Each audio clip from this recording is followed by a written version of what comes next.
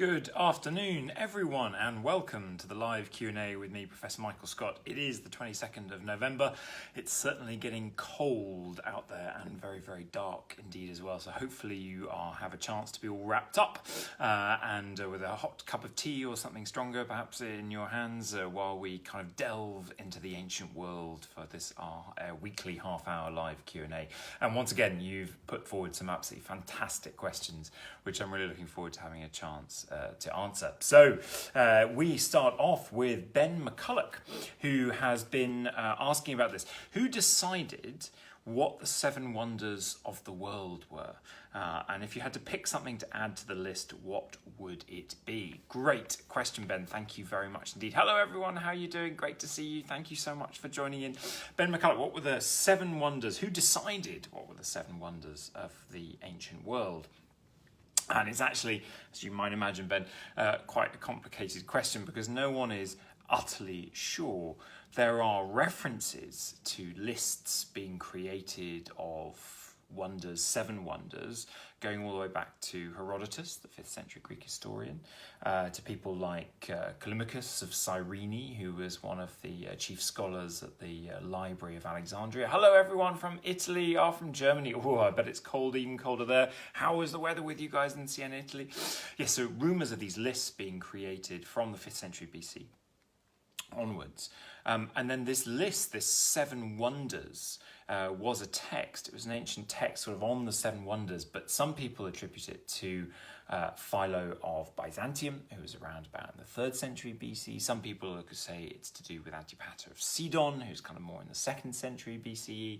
So who is ultimately responsible is desperately unclear for the seven wonders. But this list gets fairly standardized quite quickly, I think, in the ancient world. And of course, it's the Colossus of Rhodes, it's the Great Pyramid of Giza, it's the Hanging Gardens of Babylon.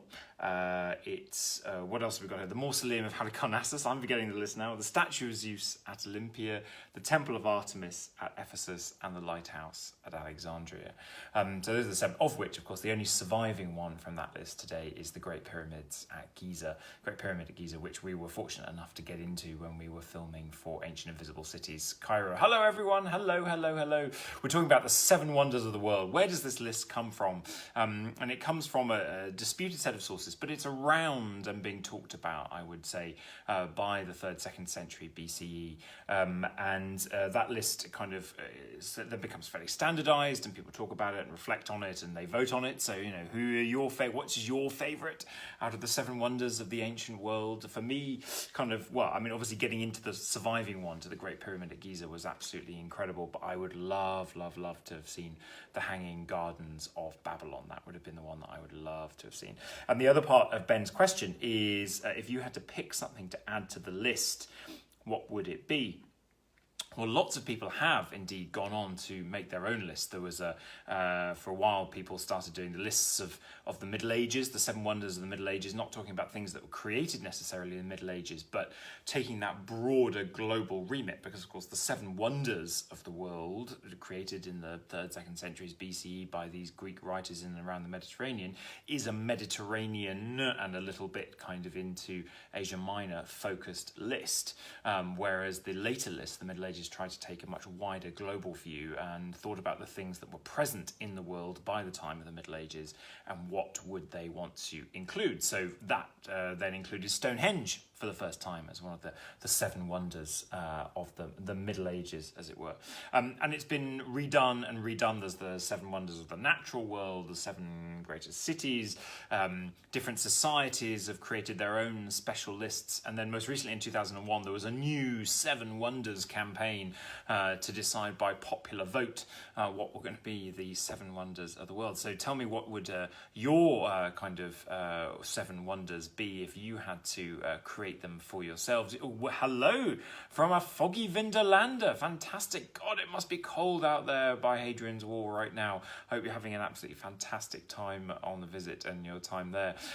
If I had to add one to the list, Ben, if we could turn the seven wonders into the eight wonders, I would probably add something like the terracotta warriors from China, and as part of the mausoleum of the first Qin emperor, Qin Shi Huangdi, as an absolutely extraordinary human achievement that obviously wasn't available to the Mediterranean scholars of the 3rd and 2nd centuries BCE to put on their lists. It was just being created, Emperor Qin at the end of the 3rd century BCE creating the terracotta warriors, but certainly not known to them, although there are some indications, and people have made the arguments that there were craftsmen getting that far east to be able to have some kind of influence on the technological, artistic skills that were being used in the terracotta warriors, but I don't think we have the evidence to be certain about it yet. Hello, Petra. Yes, absolutely. Petra would be another great one to add. Hello from Greece. How are you doing?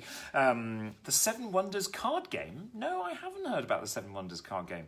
Okay, I need to look this up. We all need to go and look up the Seven Wonders card game. So yeah, I would add the terracotta warriors. What would you add to that list? If you could add something to the Seven Wonders of the world, what would you add?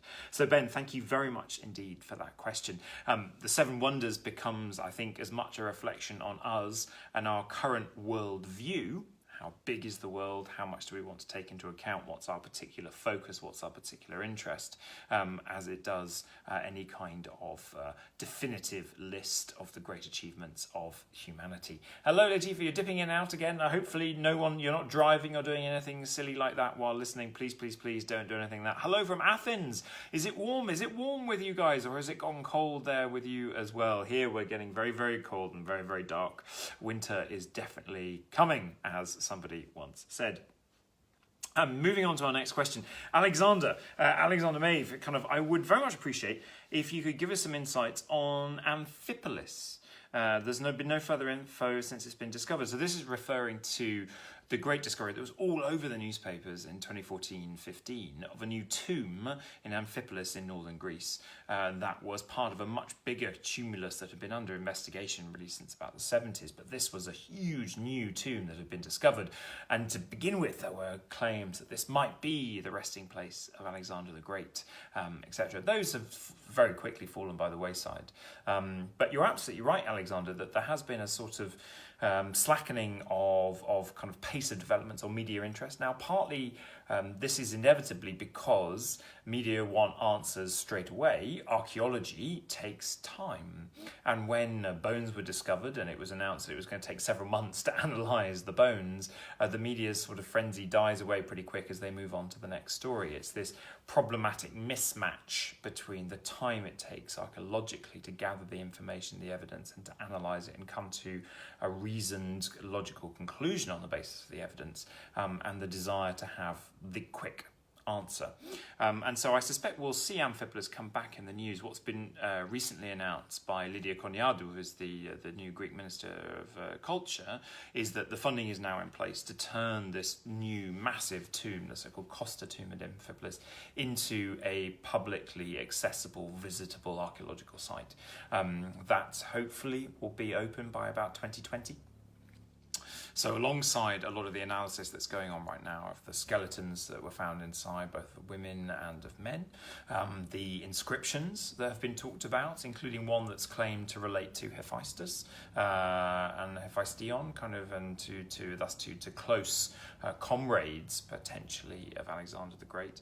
All of that hopefully will be revealed to us when the tomb opens in 2020. So watch this space, buy your tickets to get there. It would be absolutely fantastic to be inside it. Incredible sphinx-like statues and caryatids have been found in this multiple chamber tomb. So it really is going to be an amazing experience to see, and I hope very much on par with some of the other tombs that you can visit in northern Greece, like in Vergina and other places where they really have turned them into what I think are some of the world's best museum sites to visit. So all fingers crossed for that. So Alexander, thank you very much for your question. A Seven Wonders duel so it would be like a hot air balloon debate or something. Each person takes one of the wonders and defends why it shouldn't be chucked out of the hot air balloon. I think that sounds like a great fun thing to do. Perhaps we could do it with our undergrads at some point this week. I hope you guys have been having a good week. Ours has been really, really busy, but great fun as always. On the one hand, at Warwick, I'm marking. My ancient global history students have submitted their first assess essays. So I'm having great fun marking those. And in ancient global history lectures, we've been this week focusing on Jiang Tian, who was the ambassador sent out by the Han Emperor Wu in the 130s and 120s BCE to explore West, and whose reports are contained for us in Sima Tian's Shiji, his historical record that was written just a bit later during the Han era, telling us about China's first kind of knowledge of and engagement with what is Central Asia and the different communities and cultures there that paved the way really for Chinese involvement in Central Asia in antiquity and ignited a whole new period of connection for the ancient Silk Road. So that's been great fun exploring that. And with the Tortoise Maze, I've also been thinking about the position of Greece and Rome in film, TV, and video games. So we've been talking about Assassin's Creed Odyssey, and we've been talking about some of the recent movies that have been made across the board. Tell me, of course, which is your favourite? Disney's Hercules got mentioned in there, which of course is one of my absolute favourites as well. You're on the Kenyan coast. Whereabouts on the Kenyan coast? Oh no, I don't know it. Please tell me more. It'd be great to know more about it. So where are we? We've got a question from Aurelia Saubright. Fantastic to be back in touch. Really lovely to hear from you. A former student of Warwick Classics. Great to hear from you indeed. So the question is, in your opinion, how should we remember great and popular historical figures? So like Alexander the Great or Julius Caesar. In popular culture, they're rarely criticised, often praised and portrayed as heroes. But they're also responsible in many cases for the death of many. Are we too kind to them, or does context justify it? Great question, Aurelia. Lovely to have that from you. And again, it goes back to the fundamental kind of kernel of why we do history and what we do history for, and then thus how we do history. And there have been big, when we look at historiography, the kind of study of how we do history and how we approach history, there have been lots of moments in the past where what we've wanted is big figure history, if you might want to call it. We want history to turn around important individuals that we can invest with being almost solely and single-handedly responsible for initiating a new era or changing up the game or completely rewriting the history books or establishing a new empire or whatever it might be. And then there are other periods of history where we move away from that and we don't really want to think about it being down to individuals. We actually prefer to try and investigate and rebalance their importance with the importance of a whole series of societal, cultural, ecological, environmental factors that are really setting the stage in which these actors are then doing their thing, strutting their stuff in a way. But you're absolutely right that we will often take these great figures like Alexander the Great and Julius Caesar, and we will talk about them as individuals and their difficult characters and their complexities. We will talk about their great cultural achievements, but we will forget that those cultural achievements were achieved most often at the edge of a sword, or in Julius Caesar's case, through a civil war. I think you are right. I think you have a great point that we tend to forget that. Partly we do it because in the context of how those societies operated, there was lots of war going on, lots of people were achieving things by war. It wasn't that unusual. But I think you're right that we do heroise these individuals far too much, just by concentrating on their so-called brilliant characters and their so-called great cultural achievements, changing the tide of history without remembering how they changed the tide of history. And that goes even for my hero from Disney's Hercules. Hercules as a figure, when you see him in the film, in Disney's film, he's a whitewashed great hero. He's a lovely guy. He can't possibly do anything wrong. And yet, when you look at the stories and the myths told about Hercules, he is a much more complex character than that. A man who, when he was growing up, sort of age 15 or so, killed his own music tutor because the music tutor had the temerity to criticise his playing. A man who is sent mad and does terrible deeds under the influence of the madness of the gods and then has to atone, but always has a latent power which might not be controllable. And you see that in some of the Hellenistic statues of Hercules, of Heracles, where he doesn't look like a figure you want to hug or trust with your children. He looks like a figure that could go wild and savage at any moment. So I think there are inherent in so many of these characters, actually in antiquity, in the ways that the ancients were talking about them, much more complexity, much more ambivalence, and we've often lost those shades and those nuances as we've kind of simplified those characters, turned them into more easily bite-sized, manageable chunks, and made them less three-dimensional, made them more two-dimensional. And I think we do need to try and get back to that. Thank you so much. Right, okay, coming in from north coast of Kenya. Right, okay, thank you so much for that. The economic downturn affecting the funding of recent archaeological dig sites. I think this is inevitably something to do with it. I know that obviously kind of within Greece, and relating back to our question about Amphipolis, the money is scarce for archaeological investment at the moment. The turning Amphipolis and the Costa tomb into a publicly visible archaeological site has been possible because it's actually going to be jointly funded between Greece and the European Union. So there is never enough money to go around, and in times of financial crisis, archaeological sites are going to come slightly down on the priority list, as they should, but inevitably and unfortunately in this case, hopefully we will have a new site we're able to visit in a couple of years' time. Really getting back to that question about historical figures, thank you very much for that indeed. That was absolutely fantastic and lovely to hear from you. We'll get one more from Jo. Jo Horton, who's she's studying Greek art at St Mary's College in Liverpool. What impact do you think Greek art has on modern day art? Huge amounts, and this has always been the case, I think, even going back to Roman artists who were clearly thinking about and relating themselves in many cases to Greek artworks. We could think about the Renaissance, when we know that people like Michelangelo in the early 16th century is called to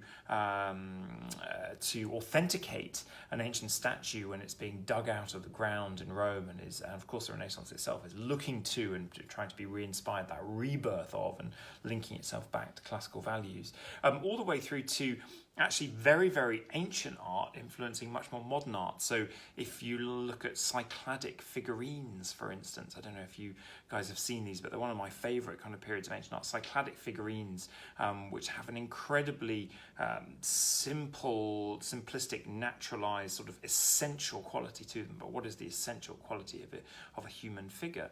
And when you look at them, you would be very easily, I think, taken in and mistake them for a very modern piece of art by something like it could be Henry Moore or Brancusi or kind of any of the modern artists like that.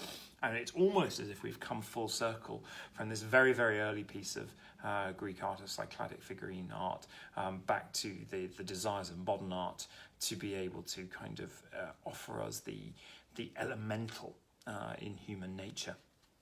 So yes, I think there is kind of lots and lots of these cases of influence going backwards and forwards, and I think it's almost inevitable as artists do their training, they will inevitably at some point come across and respond to Greek art. Pablo Picasso talks huge amounts about the way he's thinking about and responding to Greek art, even though at the same time he's pushing the boundaries of artistic intention and license at all times. Yes, I'm so looking forward to coming to Belfast next year. Yes, indeed, that's going to be great. We've got that date to announce very soon. So yes, those will all go up on my website, my public lectures page. There's quite a few dates that are going to be announced fairly soon, covering the early part of 2019. So watch this space, and there'll be some announcements here in the next couple of weeks. But very much looking forward to coming over to the Classical Association for Northern Ireland to see you guys.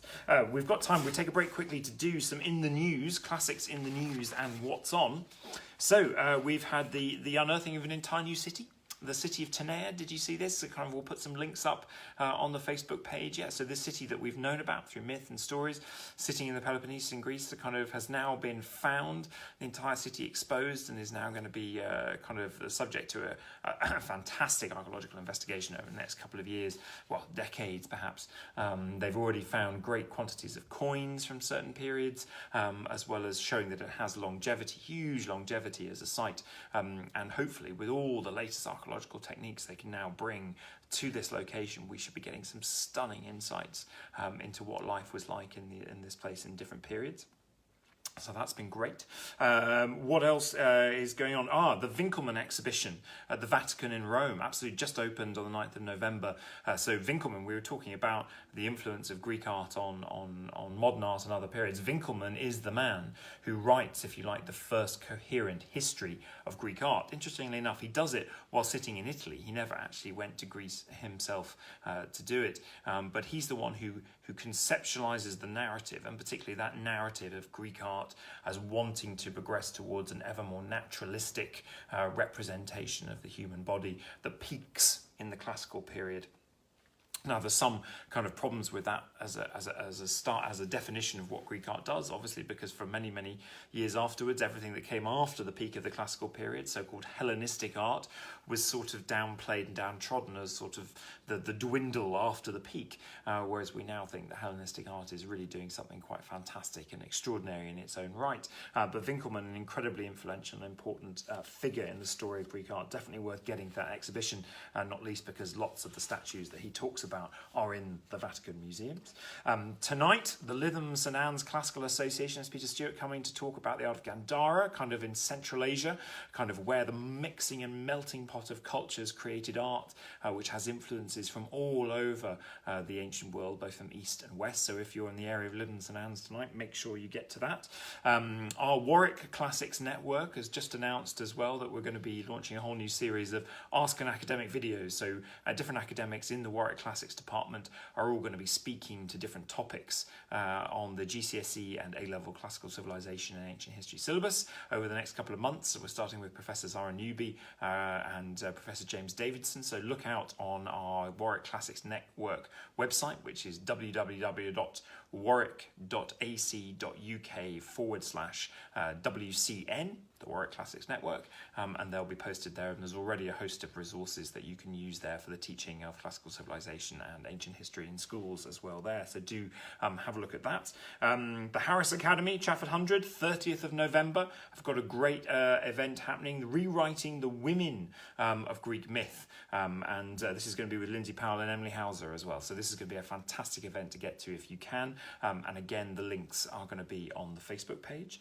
And then to remind you of our own book giveaway. So copies of my different books in loads of different foreign languages are available. I'm giving them away free. All you need to do is pay for postage. The details are all on the Facebook website. So far, they've been going to Latvia, Italy, Denmark, Germany, USA, Spain, Australia, Brazil, Greece, and of course the UK. So kind of let's see if we can increase that list of countries.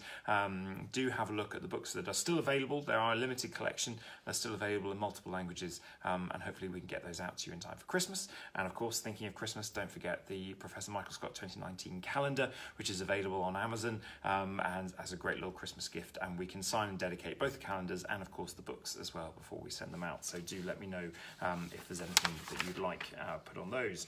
We've got time for a couple more questions from Alex Krauser. To what degree does the Spartan mirage hold true? Great question, Alex. The Spartan mirage. Now, this is an idea that was floated in scholarship and has become incredibly famous. Le mirage spartiate, as it's said in French, the Spartan mirage. This idea that the image of Spartans that we have, if you go and see the film 300, that's a perfect example of Spartans as absolutely incredible warriors, dedicating their entire lives and their entire societies to being incredible warriors and really not interested in anything else, particularly in the sort of luxuries and fripperies that might define another society, an ancient Greek society like Athens. Nice clothes, nice art, nice architecture. They are Spartan, as our word still stands and means for us today. Now, people started to call this the Spartan mirage because it became clear from quite early on that perhaps more was going on in Spartan society than just this complete worship of war and warfare. And that particularly became the case when more in-depth archaeological excavation started taking place in Sparta to reveal that actually there's some quite nice, luxurious stuff in Sparta. And if you go to Sparta today and you go to the Museum of Sparta, which I thoroughly recommend, you start to see glimpses of some of that that's on display. Gold, small gold pendants, earrings, jewellery, kind of very nice pieces of sculpture, some fantastic buildings as well that we have the remnants of. Now, it might not be on the scale of the Parthenon or anything like that, but these things indicate that there was a desire to have personal wealth, personal ornament, objects of quality and of worth. And then that's been explored and expanded so that now we know that in certain periods, particularly in the 7th, 6th century, Sparta actually had an incredibly successful and going at full guns pottery and light industry kind of craftsmanship that was exporting stuff all over the ancient Greek world. So there's definitely more going on in Sparta than meets the eye. And so the idea of the Spartan mirage is that actually it's not just us who are falling for this idea of the Spartans as only being about warfare, that this was an idea that the Spartans themselves were very keen and very happy for other Greeks to be believing in, because of course it was a superb defense mechanism that if the outside world thinks that you are all about and only about being the best warriors, they are certainly going to think twice about attacking you. And famously, one of the things Sparta liked to say about itself was that it didn't need walls for its community, for its home city, because no one was ever going to get close enough to attack it, although they did on some and several occasions. You've got one of those books, get in touch with the Facebook page, or send us an email if you're interested in one of those foreign language books. michaelscottacademic@gmail.com is the email address to send in your requests, and we can let you know if there's any left in your particular language. Absolutely, that's why the Spartan words mean sparse and bare, that idea incarnate in the Spartan mirage that the Spartans don't go in for the sorts of luxurious things that other Greek cities went into. So the Spartan mirage is something that we're both subject to in the modern world, but equally it seems clear that the Spartans were very keen for other Greeks to buy into, but that the reality behind that is much more complex. Thank you very much indeed, Alex, for that question. A quick question from Sabine Kosha. I'll be visiting the British Museum. What's your preferred spot there and why? Ooh, so much stuff to see in the British Museum. And if you can, of course, get there to the latest exhibition that's on there at the moment, which is getting absolutely rave reviews. Well, actually, there's several exhibitions on there at the moment, and they're all kind of worth visiting. Some that are focusing more on ancient Silk Roads and ancient globality and engagement, ancient global engagement. Others focusing on particular ancient cultures, but all worth it to see if you possibly can. Where's my favourite place in the British Museum? It is probably the Greek vase, the Greek vases room. Just because I like the fact that these things are small, I like the fact that there's lots of them there. You're getting the sense of what a symposiastic dining set of these vases might be like. And each of them is so incredibly detailed and so incredibly engaging and often quite shocking. They've got some extraordinary examples there. So that famous Victor the wine cooler that has the satyr who is managing to balance a wine cup on his erect penis, that's there in the British Museum, along with a host of others for you to go and giggle at as well as marvel at, and wonder what were they thinking when they decided to have these kinds of images on their vases. I think it immediately gets us into thinking about not massive cities and great leaders who had the chance to build kind of one-off amazing pieces of architecture that required huge communities contributing to them, which are of course important and interesting, but it gets us to think actually about individuals who were having their symposiastic wine drinking parties. What did they want to surround themselves with? What did they choose to have by their side and to drink from? Those are the kind of questions that always make me feel, if you like, almost closer to the ancient world, because we're thinking about real people and real individuals going about their daily life. And you sort of imagine, I always have in my head, an Athenian going down to the Kerameikos, the potter's quarter near the great graveyard of Athens, getting a new set of drinking vases, possibly for a new symposium coming up, or equally those vases being made and then exported to southern Italy and Sicily, to the Greek cities and Greek colonies of southern Italy and Sicily, where they then became prize relics and prize heirlooms that were then buried in graves with people and they died, which is where the huge majority of our surviving Greek vases today come from. So kind of at every stage in every way, we're kind of getting up close and personal with the individual, and that's what I love about them. Our time is up. We had so many more questions, but don't worry, they're on the list. We will have them, and we will have a chance to talk about them next week. And I will prioritise getting through some of the ones that I've been holding back on that I haven't managed to get through for the last couple of weeks. So I will see you next week. We're on 29th of November, 4 o'clock. As always, I hope you have a fantastic rest of the week and weekend. And don't forget to check out our Facebook page, www.facebook.com/Michael Scott Academic, if you're interested in the calendars, if you're interested in the books in different languages, or if you're interested in any of the links to the places and things that we've been talking about today. Hope you have a great rest of the week and weekend. All the very best.